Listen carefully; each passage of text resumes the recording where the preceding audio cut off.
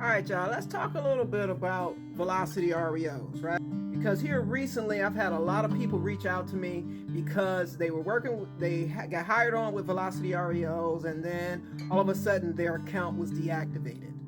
And they've been having a hard time trying to get back on. Well, while talking with everybody, each of them had one thing in common, and that was that they declined a job. Each of them had different reasons on why they declined the job. But I'm going to give you guys some tips if you're looking at getting hired on with Velocity REOs, or you're pretty new with them and you hadn't really received any work, or you're just pretty new with them. I want to provide you guys with some tips so that this won't happen to you. Number one, when you sign up with Velocity REOs, you fill out zip codes, areas in which you are willing to work. Okay?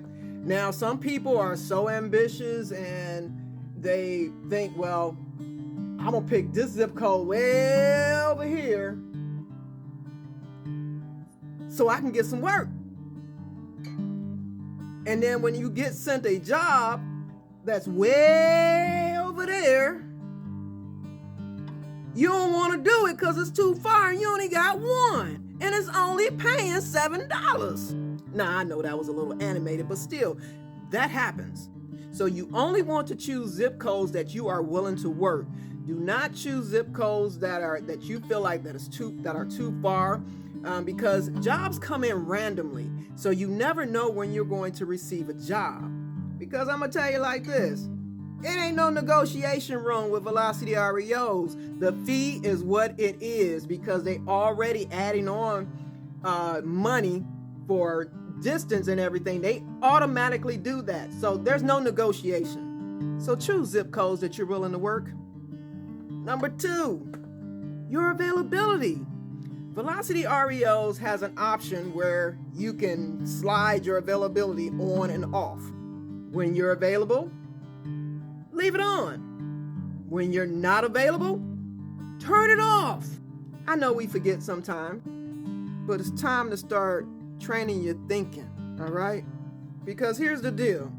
If your availability is turned on and all of a sudden Velocity REOs send you orders or send you an order or whatever, and then all of a sudden, oops, I can't do that. What do you think is going to happen? What do you think is going to happen? Now, I'm not saying you can't decline that job, because they do provide you an option.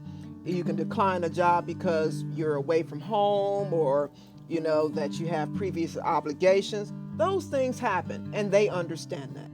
But I want you to think about something from their perspective. If they're giving you the opportunity, you're brand new and they're giving you work, giving you the opportunity to prove yourself, to see how bad you want this. Are you doing a good job? Are you doing it correctly?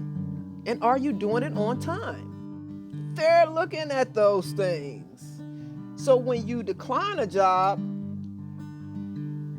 if I was Velocity, I'd look at you like, you don't want to hustle. You don't want this. You don't want this enough.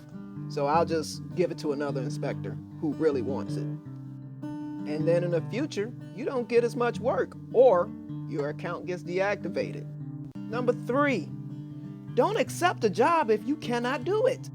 That is a surefire way to definitely get your account deactivated, by accepting a job and not doing it.